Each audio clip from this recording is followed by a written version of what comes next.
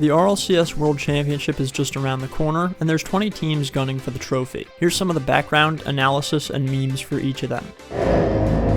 Karmine Corp is coming off the back of a win at the Paris Major. Part of the three main French orgs in Rocket League, who are known for dominating, KC has had a dominant run since picking up Furia in 2022. They've won 3 majors and an Esports World Cup, paired with incredible online performances, but what they're missing is a World Championship, especially for Furia, because although he's played on one of, if not the best team every year since 2022, he's yet to even make it to a World's Grand Final. Those Frenchmen will be looking to change that.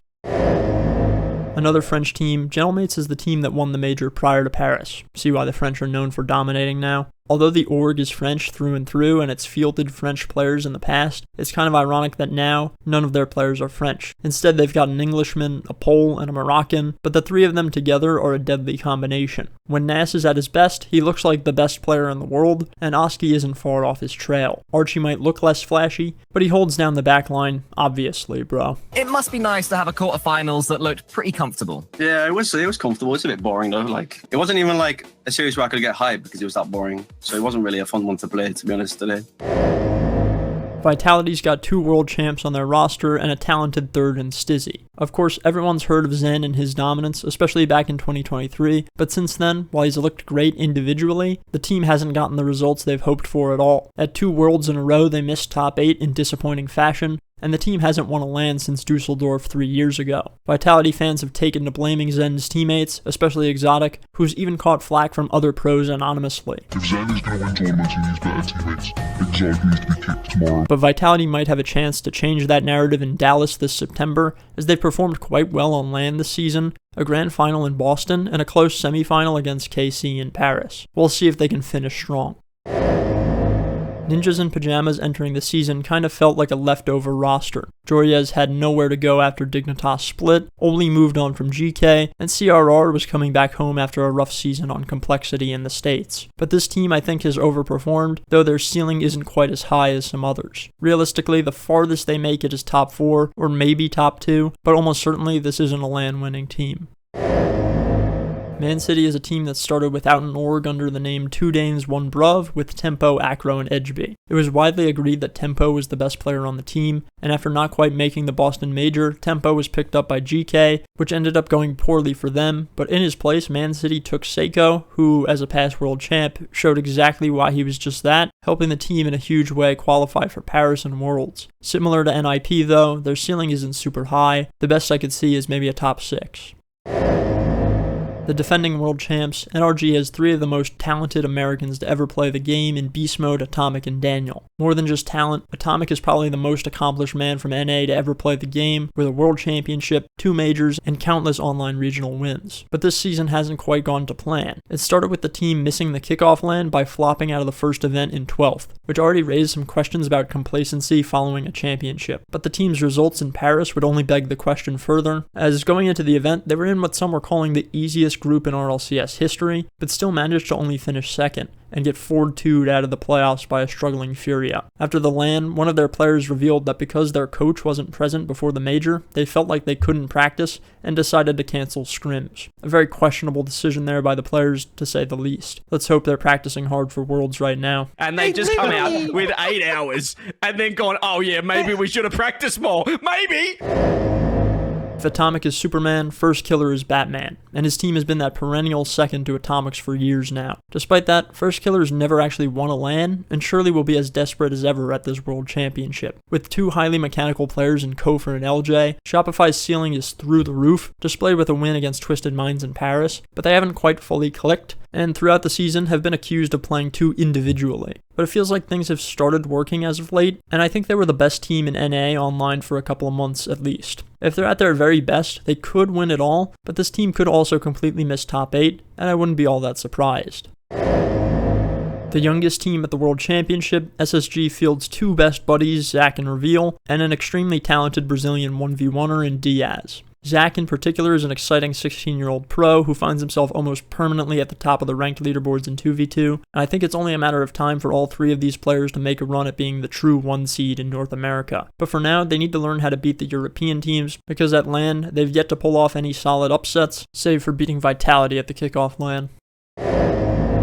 Made in Brazil has taken advantage of an ailing South America region to qualify as the 1 seed for Worlds. Their most well-known player is Reisbull, who's had great stints on complexity in both North and South America, but in 2025 he moved back home and qualified for Worlds through the Last Chance qualifier. With that, his team was signed by MIBR, and after a rebuild around the Bull, they're back and hoping to compete. I think a top 8 would be a good start for them. The most dominant organization in the history of South America, Furia has fielded some great teams behind their superstar Yan for the past 5 years. Speaking of Yan, there was once a stretch of time where he was considered a top 5 player in the world, leading Furia on some incredible runs, but now this team is underperforming, and South American fans have been starting to question the future of the region as an increasing amount of talent leaves for North America. Hopefully Sam doesn't end up like OCE. Right, guys? This guy Amphis decided I'm going to clip on my own team, off the roof, ceiling, double, backboard, if you don't mind. Twisted Minds has one of the most exciting lineups ever. It starts with Monkey Moon, arguably the greatest player of all time with 2 world championships, all off the back of nothing crazy mechanically, but just good, solid, fundamental Rocket League. Then you have TRK, the greatest Middle Eastern player in the history of the game, and Naupo, probably the best 1v1er in the world right now, shown by his championship last year and that he's qualified to defend this year. The team had a disappointing showing in Boston, but in Paris looked insane, with one of the most dangerous offenses in the entire world. The team just goes all in on every play and drives around the pitch at Mach 8. Extremely fun to watch, a definite contender for the 3v3 title. Wildcard is the sole Australian representative at the World Championship this year. This trio, Torsauce, Fever, and Banana Head, is now in their 3rd season together, and they've really dominated the OCE region during that span, though they did have to play a tiebreaker to make it this time. With Torsauce being the oldest man to ever play the game, and the fact that he plays on keyboard and mouse, it's a miracle that he's still making it to LANs, but we love him and the boys, and this team is one of the most fun to root for when they play well. Just listen to the crowd when they made top 6 at Worlds last year.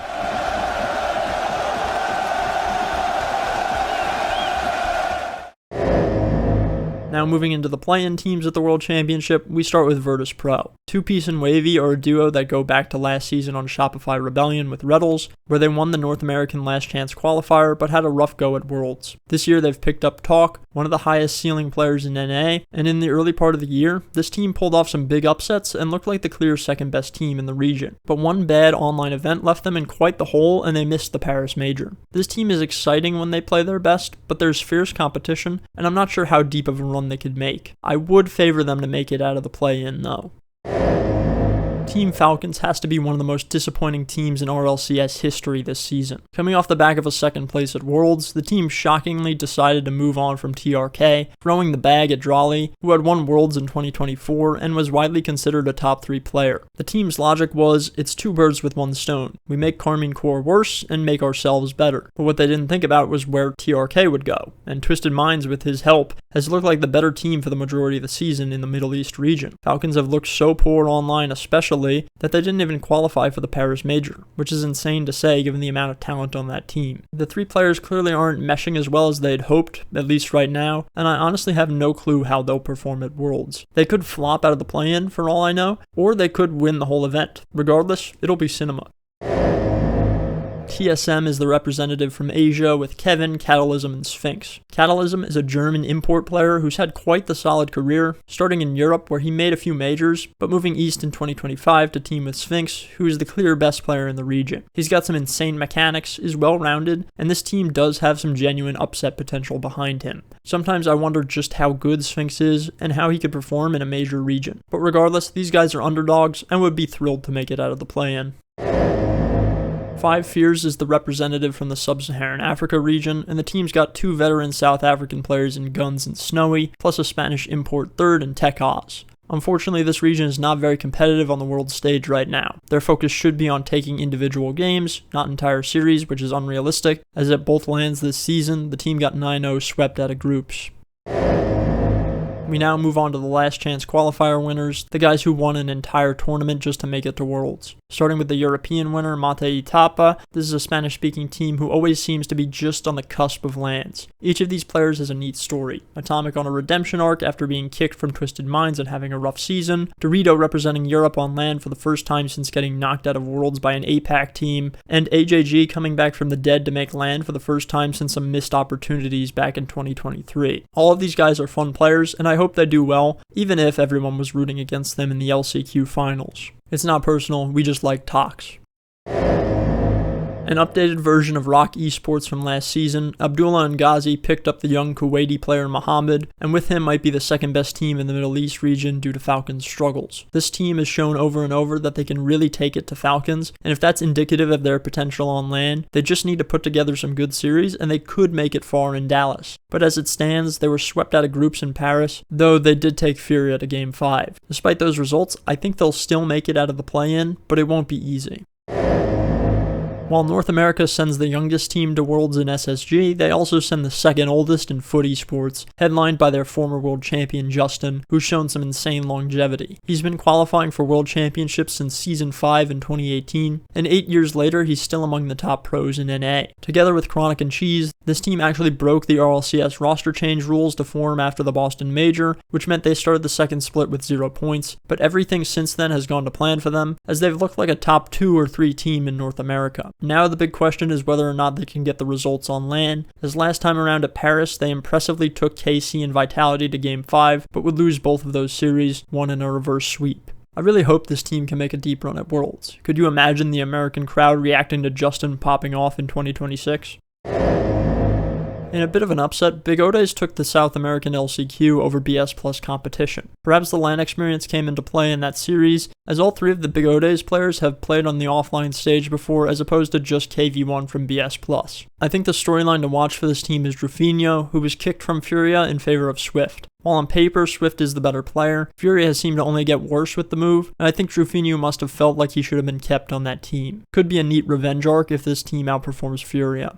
To round out the video, I'll throw my terrible predictions for the World Championship up on the screen. As tough as it is to say, since no team has won back-to-back LANs in the open era aside from Zen in his prime, I think Vatira finally gets his World Championship. The team's only lost 2 series on LAN this season, and both were incredibly close. Would be funny if First Killer won Worlds first though. That's the funniest possible outcome, so maybe that happens. One more thing, a huge thanks to you guys for all the support you showed in my last video. You got me up to 2,000 subscribers in less than 2 weeks. Let's keep that momentum rolling. Thanks for watching, everyone.